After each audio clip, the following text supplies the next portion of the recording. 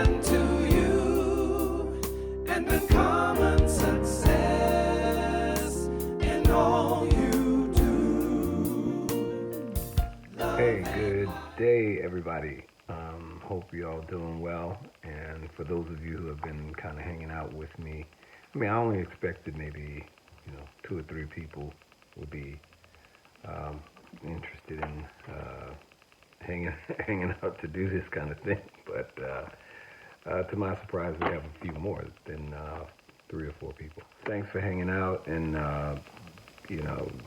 taking this journey with me through these 180 days of transformation. I want you to feel free to leave comments and all that kind of stuff. I would love to hear your thoughts. If you want to leave comments or write me on my Facebook page, that's cool, whatever.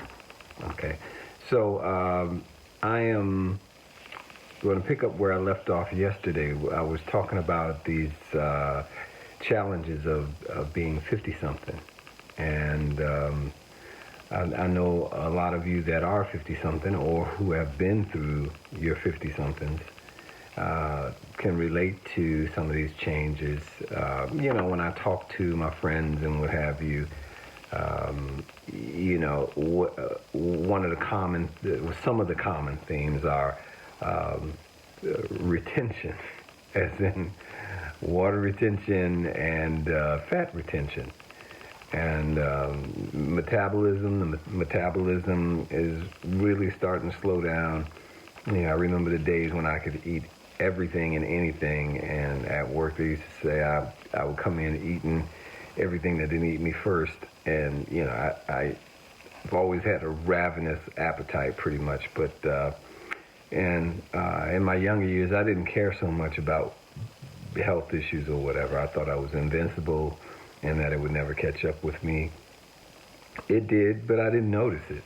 I was probably borderline overweight, but I didn't feel like it. I had a good bit of height, so it didn't show that much. But I had a medical situation that caused me to really need to pay attention to my health. And that was a wake-up call for me, and it caused me to just cold turkey go vegetarian, almost vegan, and I dropped probably about 15 to 18 pounds just over maybe a month and a half, 2 months. But I was healthy. I was eating very well, and just started eating right and cut out a lot of things I didn't need to be eating. But I would like to go into that more a little later as we go on in talking about nutrition as a part of this transformation. Some of the other things, the body challenges of being 50-something were flexibility. This is a big thing for a lot of people, I'm finding. I'm a former personal trainer, by the way. I used to work for Bally Total Fitness. And then I had my own little private fitness business. And for 50-something people, we start to experience challenges in the joints and challenges with flexibility. Of course, we all know that keeping the joints lubricated, drinking lots of water, and we have to start stretching it every day. When you get into this age bracket, you really have to stretch every day. It has to be serious. And stretching means about 7 minutes of stretching. You can't bend down and reach at your toes and think you have sufficiently stretched. You have to really pay attention to what you're doing. And before you stretch, you're supposed to warm up the muscle. You don't just, go cold.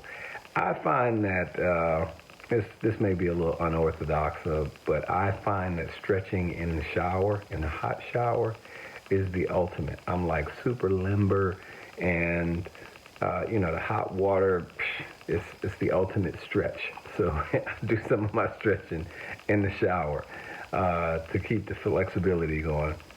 Another issue is yeah, our um, apprehension about what is it? I'm reading some notes here that I made, but they're handwritten, obviously.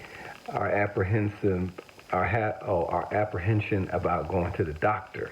Yeah, we tend to shy away from heading to the doctor. My apprehension is not that I think they're going to find something wrong. It's just, in my quest for maximum health, I did a lot of research. I did months and months of research, and I still do it. And I've been on this kick for maybe about 4 years now, since I've been recovering from sarcoidosis. I recovered from sarcoidosis. This is, by the way, the disease that Bernie Mac, the comedian, passed away from, complications with this. And it's similar to even lupus, but it is a very serious thing, and some people never overcome it. But I found that through changing my health regimen and my diet that I beat it, and it's a non-issue at this point. I guess as long as I continue doing what I'm supposed to do. Over the pandemic, like I said, I was tripping. I was really slipping and tripping. But I need to get it back together, and that's what we're doing here. But these doctor visits, I think going to the doctor, for me, I kind of lost my faith in the medical industry through learning a lot about medicine, a lot about the whole industry, and the pharmaceutical industry especially. But I know there are lots of good doctors out there, very conscientious. Some think they're doing the right thing. Some know they're not. Some are doing the right thing. Some are mixing what they call traditional medicine with age-old remedies and all kinds of ancient wisdom about how to take care of the body, and so that their patients get maximum health care. And anyway, you guys, I'd like to hear back from you, even if I talk to you every other day, which is only a few people that I do, still, right? I'd like you to post what your 50-something issues are. Or if you're 40-something starting to go through these things, that's cool too.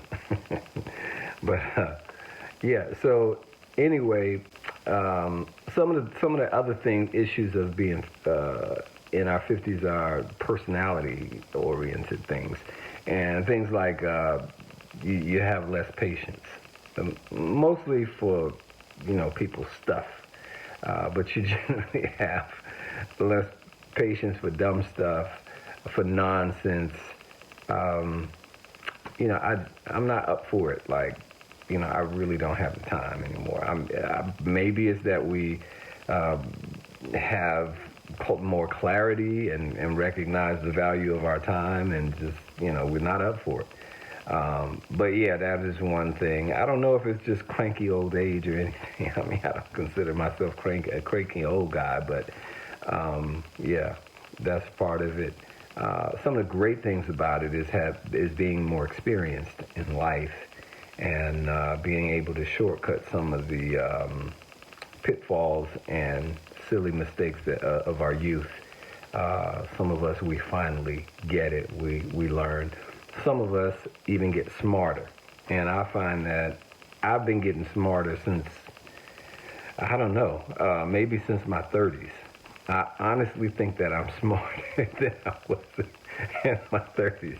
I mean, I did well in college. High school, I was not into high school at all. As I said, my head was somewhere completely different. Academically, I just did enough to get by. I didn't really see that as something that was so necessary. But I always was a studious person, and whatever I needed to know and whatever I wanted to know, I dove into it and really immersed myself into it. I'm way over my time. I might have to extend these to like between, let's say, 8 to 10 minutes. if that's okay. I don't know if that's too much for y'all to be hanging out, watching me talk for that long. But anyway, I will be also getting up out of the chair and, showing you some of the things I do in terms of my exercise regimen once I get back into it.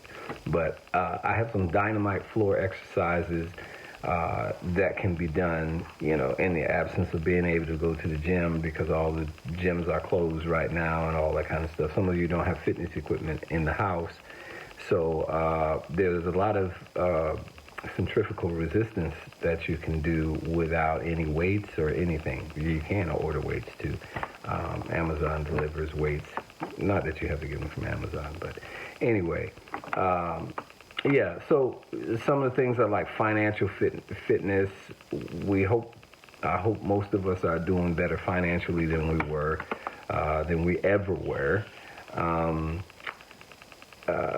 Our relationship with our kids changes and morphs. This is something that's indicative of this age bracket. I happen to have a wide range among my 4 kids. My oldest is about to turn 29, and my youngest just turned 10. So, I have different kinds of relationships. So, and one of the really great things is that we have more chill. Definitely more chill.